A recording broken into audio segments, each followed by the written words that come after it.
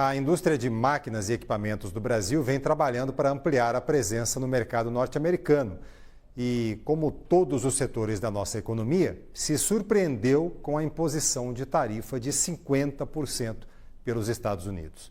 Para explicar quais podem ser os impactos da nova sobretaxa, eu converso agora com o presidente executivo da ABIMAQ, Associação Brasileira da Indústria de Máquinas e Equipamentos, José Veloso. Veloso, boa noite, muito obrigado pela gentileza da sua participação aqui com a gente. Qual é a importância dos Estados Unidos hoje para essa indústria? Boa noite, Fábio. Muito obrigado pelo convite de estar aqui com você e sua audiência. Olha, ela é muito importante. O setor de máquinas e equipamentos é um dos setores que mais exportam na indústria de transformação brasileira. A gente exporta aí em torno de 14 bilhões de dólares por ano. E os Estados Unidos, isoladamente, é 1/4 das nossas exportações, 25%. Então, nós exportamos para os Estados Unidos, entre máquinas para construção civil, máquinas para geração de energia e outros tipos de máquinas, aproximadamente 3,5 bilhões de dólares por ano. Somente petróleo e derivados tem uma pauta maior do que a nossa de máquinas e equipamentos para os Estados Unidos. Para vocês terem uma ideia, o Brasil exporta 2,4 de aeronaves, aviões, e de máquinas 3,5. Então, é um destino muito importante e o tema é muito importante para o nosso setor. Uma tarifa de 50%, eu estou dizendo para os colegas aqui, e agora para a sua audiência, que não é uma tarifa, é um embargo, né? Com uma tarifa de 50%, não tem a menor condição de o Brasil exportar. E aí eu não falo só por máquinas, né? Qualquer produto que tiver um imposto de importação de 50% num ambiente onde os concorrentes não têm a mesma tarifa, seria o equivalente a um embargo e o Brasil deixaria de exportar para os Estados Unidos. Quais são, nesse tipo de máquina, ou nesses tipos de máquinas que você citou, Veloso, quais são os nossos grandes concorrentes que poderiam aí abocanhar esse mercado se de fato houvesse esse embargo na prática que você está citando? O grande concorrente é a China, né?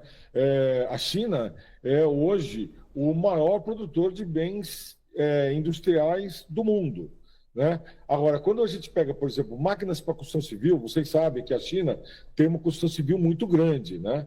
E também máquinas para geração de energia, a China também é um mercado muito importante para isso. Então, os nossos concorrentes seriam a China. O que traz uma certa estranheza. Por quê?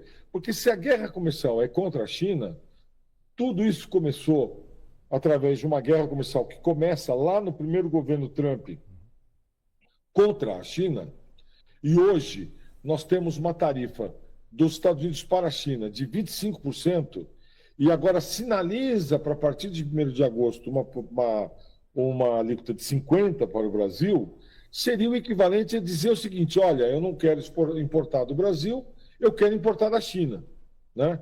O que não faz sentido, porque é exatamente contra a China a guerra comercial. Você acha que esse argumento pode ser bastante convincente junto às autoridades americanas? Vocês vêm trabalhando esse argumento junto ao governo brasileiro para, pelo menos em relação a esse setor, esse argumento está presente na negociação com a Casa Branca? Sem a menor dúvida. A gente entende que o governo brasileiro, quando o ministro Alckmin faz a declaração dizendo que vai buscar a negociação e resolver a questão na via diplomática, juntamente com o Ministério de Relações Exteriores, é o caminho correto, né? O Brasil, ele precisa dos Estados Unidos, mas os Estados Unidos também precisam do Brasil, porque as exportações brasileiras para os Estados Unidos, na sua maioria, são produtos complementares. Por exemplo, na nossa indústria, eu tenho produtos que eu vendo para os Estados Unidos e o produto final é montado lá nos Estados Unidos. Quando a gente pega, por exemplo, o aço brasileiro, ele sai daqui, o semi-acabado, e ele é terminado nos Estados Unidos.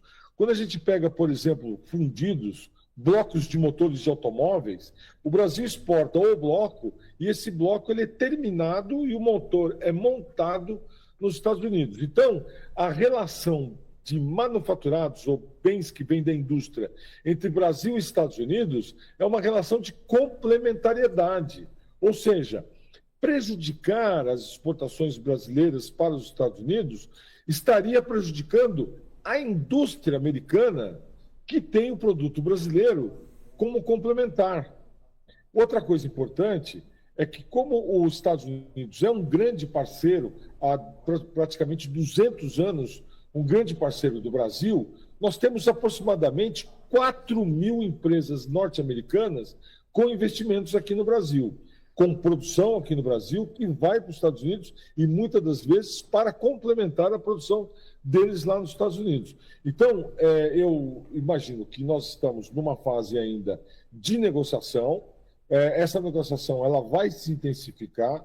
Nós temos até o dia 1º de agosto, mas que as partes terão que encontrar uma medida melhor para ambos, porque com essa tarifa de 50%, que eu chamo ela de embargo, será ruim para o Brasil, mas também será muito ruim para os norte-americanos. Ô Veloso, dado que nesse setor o nosso olhar como concorrente, como você explicou, é principalmente em relação à China, essa primeira fase do tarifaço, em que o Brasil estava sendo taxado em 10% e a China chegou a ser taxada em mais de 100%, depois caiu, mas continuou em patamares superiores aos do Brasil, eu entendo que para esse setor não houve impacto até agora, porque relativamente, comparando com a China, a gente sempre esteve melhor até esse momento, é isso? Nos Estados Unidos... Nos sim. Estados Unidos. Nos Estados Unidos, sim. Antes do governo Trump, do segundo governo Trump, as alíquotas eram iguais para o Brasil, para os Estados Unidos, para o Brasil, para a China, e nós estávamos em igualdade.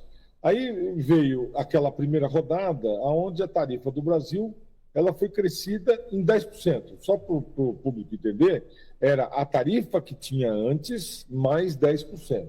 Então, por exemplo, vamos falar, eu vou vender uma máquina rodoviária para os Estados Unidos, e tinha uma tarifa de 1%. Ela agora é 1 mais 10, era. Né?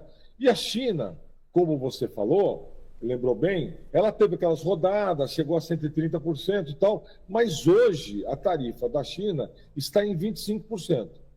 Do Brasil hoje está em 10%. Mas a partir de 1º de agosto, o Brasil passará para 50% e a China ficará com 25%. Então, a partir de 1º de agosto, o Brasil teria, se nada mudar até lá, uma tarifa que é o dobro da tarifa da China.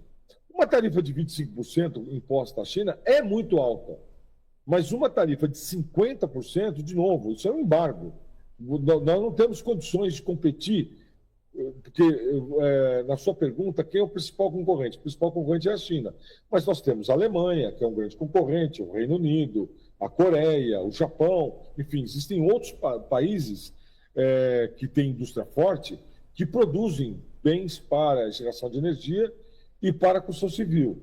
Então, eu diria que na situação atual, dessa previsão de 50% a partir de 1º de agosto, o Brasil fica fora do páreo. O Brasil não vai exportar com essa tarifa. Nós temos que negociar. E entendemos também aqui na nossa entidade que ainda não é o momento de reciprocidade, porque a tarifa não entrou em vigor. Então, não é hora de reciprocidade. Agora é a hora de negociação e mostrar para os nossos parceiros comerciais há mais de 200 anos que o Brasil tem uma relação ganha-ganha com os Estados Unidos. E bom lembrar também que, já foi dito pela imprensa muitas vezes, que o Brasil tem um superávit comercial com os Estados Unidos, e isso é verdade, e ele aumentou em 2025 em relação ao ano passado, mas no setor de máquinas, isoladamente, também é verdade. O ano passado, somente no setor de máquinas, nós tivemos uma balança comercial positiva para os Estados Unidos e negativa para nós, de 1,16 bilhões de dólares. Então, para os Estados Unidos, continuar fazendo comércio com o Brasil é melhor, porque eles têm superávit. Imagina, se o Brasil for trocado por um outro país que tem déficit, que os Estados Unidos tenha déficit, vai aumentar o déficit, né? Então, a gente entende que existem várias razões para que o Brasil e os Estados Unidos consigo entrar num acordo e renegociar essa tarifa. Na sua leitura, o governo brasileiro esgotou as possibilidades de negociação com os Estados Unidos nessa janela de trégua de 3 meses? O governo fez o que tinha que fazer, procurou, acessou os canais que deveria, ou faltou um pouco de iniciativa? Não, o Brasil ele procurou os Estados Unidos, não houve uma reunião da alta cúpula, ou seja, presidente com presidente. Não houve encontro do presidente Lula com o presidente Trump. Mas o vice-presidente e ministro da Indústria, Geraldo Alckmin, ele teve várias negociações com os Estados Unidos e também o Ministério de Relações Exteriores. Eu mesmo, pessoalmente, estive nos Estados Unidos e nas reuniões que eu estive, havia membros do Ministério da Indústria e Comércio nessas reuniões. Então, existiu sim reuniões e a surpresa foi maior, porque mesmo durante negociações e encontros bilaterais, veio a surpresa daquela carta do presidente Trump com a colocação dessa tarifa válida a partir de 1º de agosto. Então, existiu sim, estava havendo negociações e os negociadores foram surpreendidos com a carta. Tá certo, a gente vai seguir acompanhando então. A ABIMAQ está junto ao governo aí, participando das discussões, tentando levar os argumentos adiante, e vamos acompanhar então para saber se de fato o 1º de agosto vai nos trazer essa imposição de 50% de tarifas então. José Veloso, presidente executivo da ABIMAQ, muito obrigado, Veloso, pela gentileza da sua entrevista. Um bom fim de semana para você. Eu que agradeço, um bom trabalho para você, Fábio. Obrigado.